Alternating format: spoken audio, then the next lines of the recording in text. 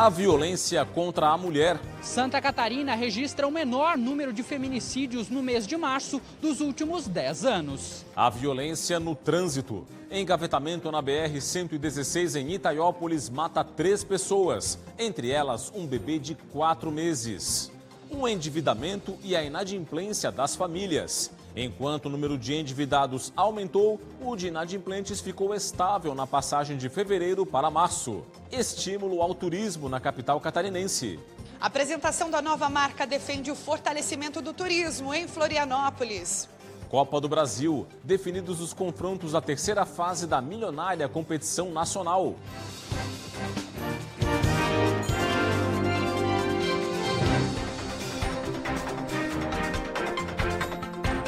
Olá, uma boa noite para você. A gente começa o Band Cidade de hoje com um dado positivo na segurança pública catarinense. O estado registrou o menor número de feminicídios para o mês de março nos últimos 10 anos. Mesmo assim, o governo do estado intensifica as políticas públicas para que esses números caiam ainda mais.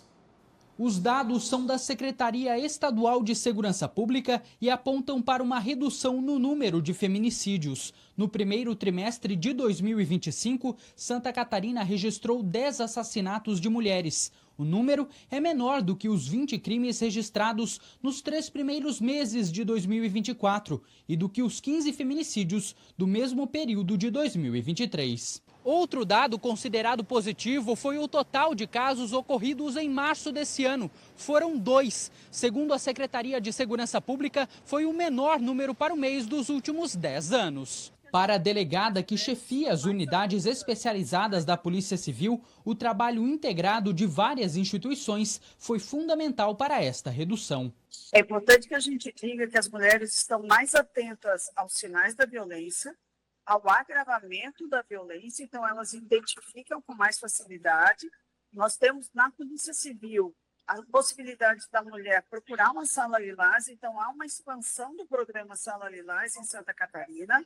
Nós temos também a facilitação do registro online com pedido de medida protetiva de urgência, então faz com que a mulher ela procure uma delegacia online através da sua casa, do seu local de trabalho, ou até mesmo num barzinho onde ela possa estar. No entanto, a delegada é categórica. Não existe um crime de feminicídio que não seja precedido por um histórico de ameaças e agressões. Por isso que quando se tem notícia de uma violência contra a mulher, a gente pede que a população denuncie. A Polícia Civil já chegou a mulheres que eram vítimas de cárcere privado, vítimas de violências graves, como tortura, lesão corporal. Então, existe a possibilidade de salvar vidas. Basta que as pessoas denunciem. A gente consegue evitar o feminicídio dessa forma. Por isso, o foco é fortalecer a rede de proteção para que a vítima se sinta segura ao denunciar o agressor. Além disso, a sociedade como um todo precisa estar alerta. Qualquer segundo pode ser decisivo para salvar a vida de uma mulher vítima de violência. 8 pessoas foram presas em uma operação da Polícia Federal contra um grupo criminoso que atua no tráfico internacional de drogas e na lavagem de dinheiro. Houve cumprimento de mandados aqui em Santa Catarina. Cerca de 80 policiais federais cumpriram 5 mandados de prisão preventiva e 11 de busca e apreensão nas cidades de Assis Brasil, Brasileia e Rio Branco, no Acre, e também em Palhoça e São José, na Grande Florianópolis. 3 pessoas foram presas em flagrante durante a operação. As investigações começaram após uma prisão em flagrante, ocorrida em dezembro de 2023. O inquérito revelou que um grupo criminoso com ramificações interestaduais importava cocaína da Bolívia e do Peru e remetia os entorpecentes para outros estados, especialmente para Santa Catarina. Os envolvidos vão responder por tráfico, associação para o tráfico e lavagem de dinheiro. Em Apiúna, no Alto Vale do Itajaí, um homem foi preso após a polícia militar descobrir uma plantação de maconha na casa dele. Os policiais encontraram 2 estufas adaptadas para o cultivo, com um sistema de temporização, iluminação temporizada e ventilação. Foram apreendidos 5 pés e 15 mudas de maconha, além de 6 pés de skunk, que é a droga conhecida como super maconha. O responsável pelo local disse que usaria a erva para tratar transtornos do sono e dores de cabeça. Ele entrou na justiça para poder fazer o cultivo, mas a primeira vara federal de Itajaí negou o pedido. Na Polícia Civil, o homem foi liberado por não haver indícios suficientes do crime de tráfico de drogas. Um inquérito vai investigar o caso. E um incêndio provocou transtornos no tráfego na BR-101 em Garuva, no norte do estado. Uma carreta pegou fogo na madrugada desta quarta-feira. As chamas começaram por volta das 4 da manhã em uma carreta Scania com placas de Araranguá que transportava resina de pinos, um material altamente inflamável. Segundo a concessionária Artéries Litoral Sul, o incêndio foi causado por um defeito mecânico. O fogo se espalhou rapidamente e tomou conta de todo o veículo. Apesar da gravidade do incidente, o motorista conseguiu sair a tempo e não se feriu. Foram apenas danos materiais. Por conta do acidente, a pista no sentido Curitiba teve o bloqueio total. E foram identificados o motorista e a passageira, que estavam no caminhão-tanque que explodiu na BR-101 no Morro dos Cavalos, em Palhoça, no domingo. Os dois seguem internados. Tiago Antônio Kies, de 31 anos, e a namorada Thalia Pires, de 26, estavam no caminhão-tanque carregado com etanol que tombou e explodiu na BR-101, na altura do Morro dos Cavalos, em Palhoça. Tiago teve 30% do corpo queimado, com queimaduras de 1º, 2º e 3º graus. Thalia teve 20% do corpo atingido pelo fogo. Os dois estão internados no Hospital Regional de São José. O caminhão trafegava no sentido sul da rodovia, quando tombou na pista e explodiu. O fogo se alastrou e atingiu 3 caminhões e 21 carros que estavam no sentido contrário. A rodovia ficou interditada por 16 horas até a liberação das pistas. Ainda não se sabe o que provocou o acidente e se o veículo tinha ou não condições de tráfego ou de transporte de carga inflamável. Um engavetamento na BR-116 em Itaiópolis, norte do estado, matou 3 pessoas, entre elas um bebê de 4 meses de vida. A batida ocorreu nesta terça-feira. O acidente envolveu 3 caminhões e 4 carros. Luana Alves Rodrigues, de 24 anos de idade, e o filho dela, Pedro Alves Rodrigues, de 3 meses, estavam em um carro com placas de Monte Castelo e morreram no local do acidente. Alzira Ziemba, de 65 anos de idade, que dirigia um carro com placas de Caçador, também morreu na batida. Outras 5 pessoas, todas ocupantes dos carros envolvidos na batida, ficaram gravemente feridas e foram levadas para hospitais da região. Os motoristas dos caminhões não se feriram. Segundo informações, um dos caminhões com placas de Santo André carregado com embalagens bateu em um carro, o que provocou o engavetamento com os demais veículos. Já na BR-280, em Araquari, também no norte catarinense, um homem morreu após ser atropelado por uma motocicleta nessa quarta-feira. Paulo da Luz Cunha, de 58 anos, foi atropelado por volta das 5h30 da manhã, na região do Colégio Agrícola. Bombeiros encontraram o homem no chão com traumatismo crânioencefálico e politraumatismo. Ele morreu ainda no local do acidente. Paulo era oficial de manutenção de uma empresa terceirizada que trabalha no Instituto Federal Catarinense. O IFC, além de alunos, familiares e amigos, lamentou a morte de Paulo. O motociclista de 43 anos de idade ficou ferido e, devido ao impacto da batida, quebrou os dentes. A seguir, a análise política de Cláudio Prisco Paraíso aqui no Band Cidade. E veja também, mesmo com o aumento no número de endividados, a inadimplência se mantém estável, de acordo com a Confederação Nacional do Comércio. Os detalhes no próximo bloco. Até já.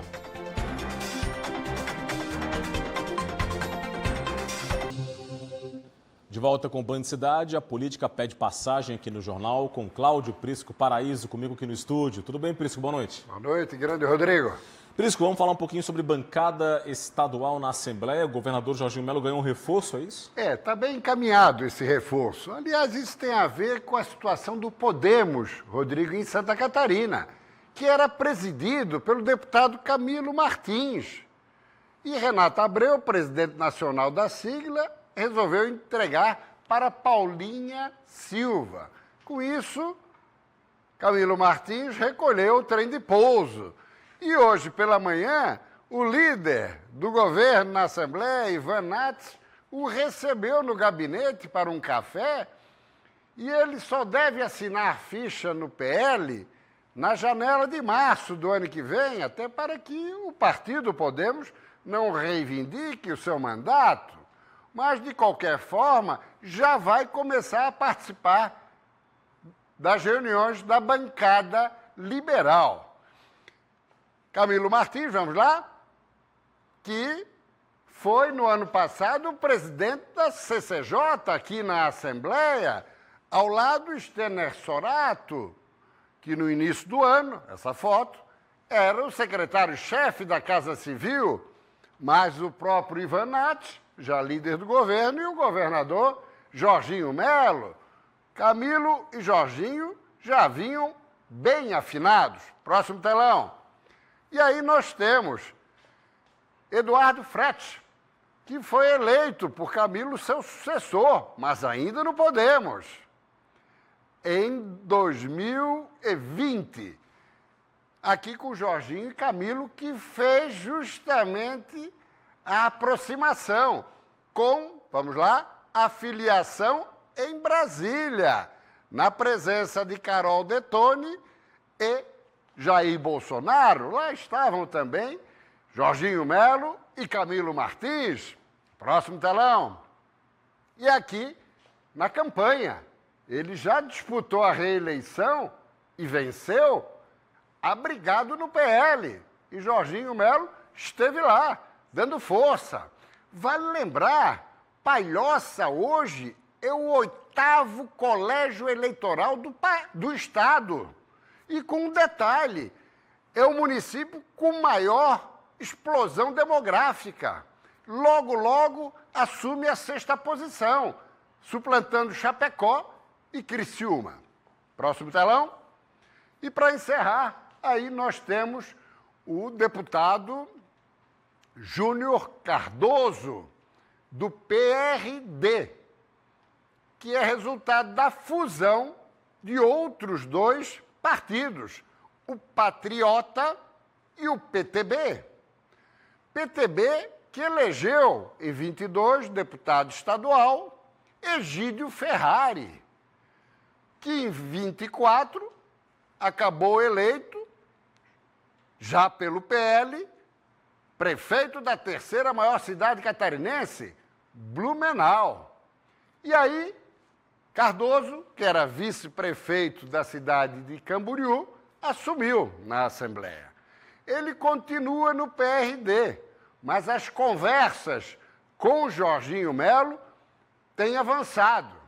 Então, a expectativa é de que, um pouquinho mais à frente, talvez março e abril, o PL, que elegeu 11, já passe a contar com 13, Camilo e Cardoso. E outro detalhe, até as eleições de outubro de 26, muito provavelmente aproveitando a janela de março, tudo leva a crer que Jorginho Melo poderá conquistar mais 2 deputados estaduais. Fazendo assim, Rodrigo, que o PL fique com 15 dos 40 deputados estaduais da Assembleia. Número expressivo de parlamentares, né, Príncipe? Representativo. Obrigado, Príncipe, pelas informações. Até amanhã. Até amanhã.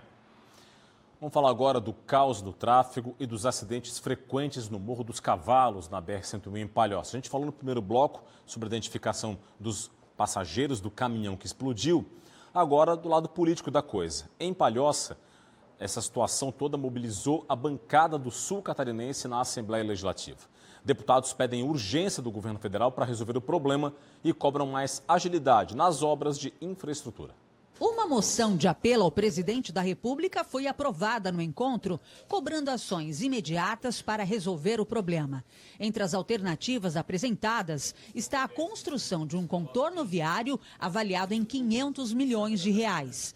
Uma opção mais rápida e econômica que os túneis inicialmente previstos, com custo estimado em 1 bilhão e 500 milhões. Os parlamentares também apontaram a burocracia no licenciamento ambiental como um dos principais entraves para o início das obras.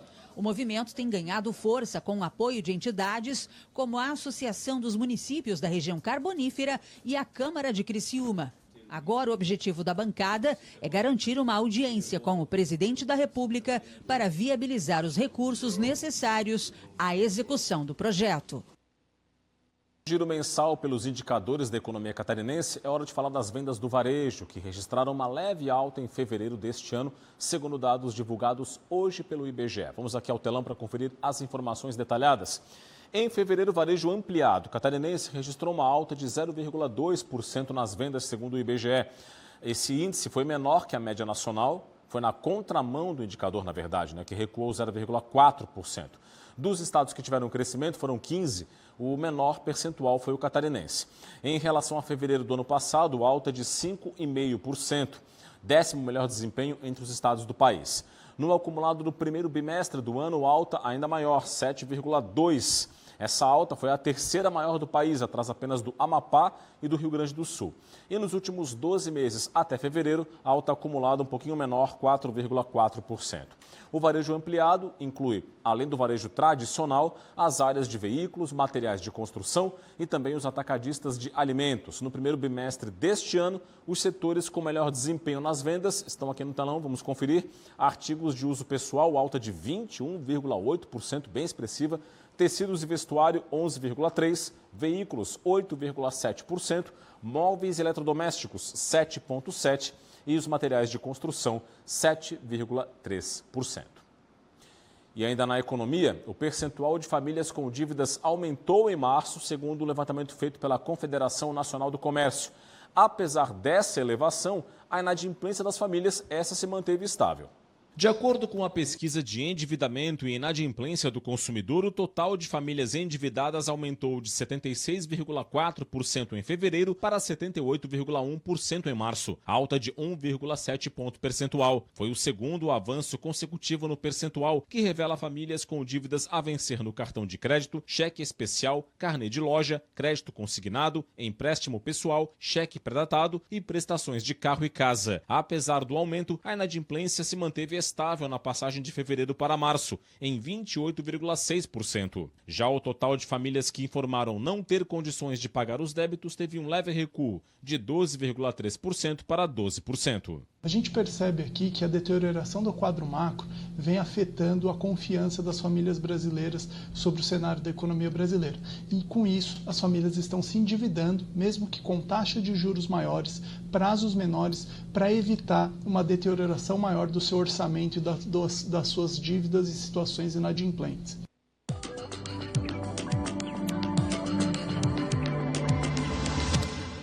A área alongada de baixa pressão, chamada Cavado, no sul do Brasil, segue a influenciar o tempo nesta quinta-feira em Santa Catarina.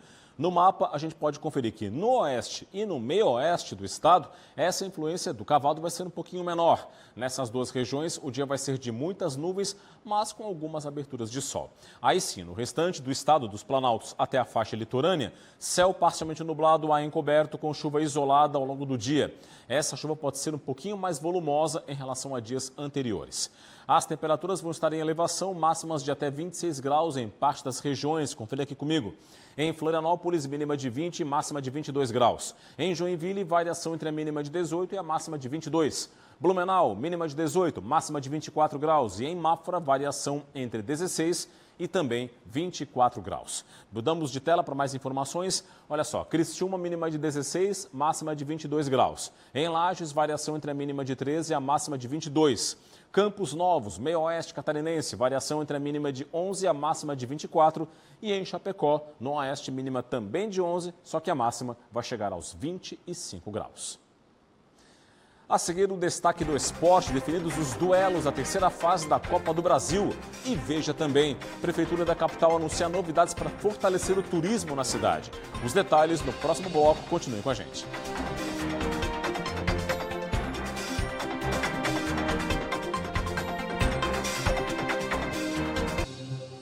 Estamos de volta com o Band Cidade, já estou aqui com o nosso portal TVBV Online para os destaques do momento. Separei uma informação importante, olha só. Relíquias peruanas de mais de 1000 anos são apreendidas em Florianópolis. Olha só, um homem foi preso e vai ser julgado por receptação, por armazenar e comercializar ilegalmente alguns artefatos históricos originários do Peru. As datas são do período pré-hispânico. Olha só, de 700 a 900 depois de Cristo. A comercialização era feita por meio de uma plataforma de vendas online e o processo de recuperação iniciou após uma denúncia enviada pelo Ministério da Cultura do Peru. Os artefatos foram entregues ao cônsul honorário do país no Brasil, Luiz Henrique Costa Lima, na Delegacia de Repressão a Crimes contra o Meio Ambiente e Patrimônio Histórico da Superintendência da PF, Polícia Federal, em Santa Catarina. Estes e outros assuntos você confere no nosso portal TVBV Online. O QR Code já está em algum lugar da sua tela, você escaneia com o seu celular e fica muito bem informado. Agora a gente fala de turismo ou fomento ao turismo. A Prefeitura de Florianópolis, em parceria com a entidade Destino Floripa e com o Sebrae, lançou uma série de novidades para fortalecer o setor na cidade. O evento marcou a apresentação da nova marca turística de Florianópolis, desenvolvida junto ao Destino Floripa, que é uma entidade que reúne representantes do setor. Isso tudo após um estudo detalhado dos principais atrativos e das demandas do turismo da capital. O design reflete a essência da cidade, a conexão com a cultura, as histórias e as pessoas. Nós estamos pensando a cidade praticamente para 10 anos para frente. Nós desenhamos uma nova marca para a cidade, que a partir de hoje começa a ser a identidade visual do turismo para Florianópolis e que vai inclusive estar em todos os planos de promoção. Com essas iniciativas, Florianópolis se prepara para se consolidar ainda mais como um dos destinos mais desejados do Brasil e do mundo. E para otimizar os recursos já existentes e evitar investimentos desnecessários, um novo plano estratégico de turismo foi elaborado em parceria com o Sebrae. A gente conversou com 19 entidades, a gente fez 6 oficinas. Então o Sebrae foi responsável por trazer o trade turístico para participar ativamente dessa discussão do que a gente precisa até 2033 para ser esse destino encantador, referência mundial. Já o novo portal, o Floripa.com, funciona como um mapa digital, com informações sobre atrações, agenda de eventos, trilhas, gastronomia, entre outros. Tudo para promover ainda mais a capital catarinense para visitantes e moradores.